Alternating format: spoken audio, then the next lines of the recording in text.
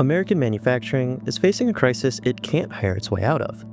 The labor gap was just becoming too large to hit the growth objectives this company was aiming for. Every year, the gap between demand and available labor gets wider.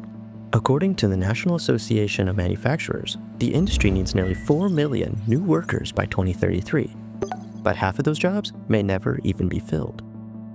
We have a customer that has a labor gap and they need to run machines on multiple shifts, multiple lines, and staffing it was just not a sustainable solution to match their growth objectives. Rather than wait for the workforce to catch up, companies are turning to automation and to companies like DEVELOP, which both design and integrate complex machinery that reduces the gap between demand and available labor. Behind every system they build, there's a story, and this story begins with Project 1701.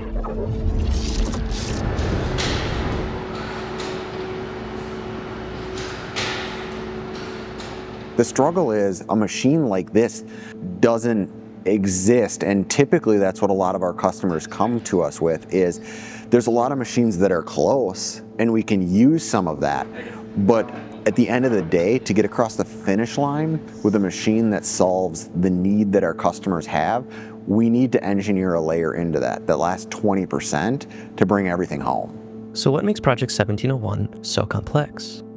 This is Timothy, the lead designer and engineer for Project 1701.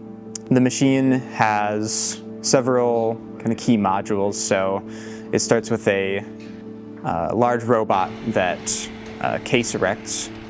So it presents each case to an LR-mate robot, which actually receives the product on an in-feed conveyor. It stages that product, packs it. Once the case is packed full, then we have an outfeed system that transfers it directly to a case sealer. Once it's processed through the case sealer, we have a label applicator which applies kind of a descriptive label to the side with different SKU information on it. And then we have a right angle conveyor that transfers it with skewed rollers to a consistent location so that the robot that does the case erection also does the palletizing at the end of the process. That alone would be complex enough, but this system had to handle 4 different SKUs, making it less of a single machine and more of a 4-in-1. The solution? 4 custom EOATs, or end-of-arm tooling. Think of it as the hands of the robot. Each set was designed specifically for one product, and each one had to be just as reliable as the last. So end-of-arm tooling on a robot is generally used for achieving a variety of tasks. It's obviously a broad term for generally what goes on the end of a robot, but in this case, picking things up, to put simply. The 4 different SKUs allowed us to have 4 different end-of-arm tools. However, in a lot of cases, the SKU count can be much higher, and that's where you have to create a balance between the complexity of the end-of-arm tool and how often they perhaps have to change it over or what it needs to achieve. So DEVELOP's HMI allowed us to really bring in some complexity to the end-of-arm tool without sacrificing that easy-to-use aspect to the operator. The operator is able to see what they need, where to find it, how to install it, how to change it over, all in the HMI. Create some visuals. There's some checkboxes to make sure that they did the right things in the right order. And that has really helped us be able to communicate that information. What separates DEVELOP from other integrators isn't just what they engineer, it's who they engineer it for. Because the best machine is worthless if it sits idle because no one knows how to use it. All of that complexity, precision, tooling, and multi-SKU handling disappears behind a screen so intuitive you don't need years of experience to operate it.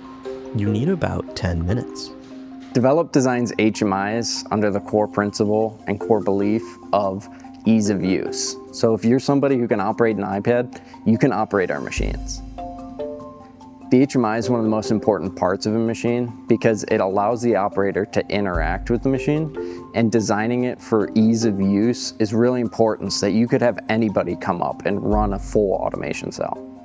Training time's reduced with the HMI because of its simplicity, so there's not much to know. It's very intuitive on where items are. It's very visual, so you can understand what something is without having to read through a list of items. You get to see what you're looking at. DEVELOP built a system that works, but not every manufacturer makes that call. And the ones that don't, they're still running the same problem. Every shift, every day.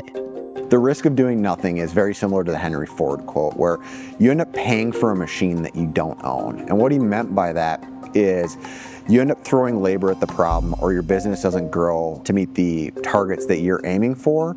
And because of those two costs, you end up paying for something that isn't on your floor, or paying for the automation that could have hit your growth targets.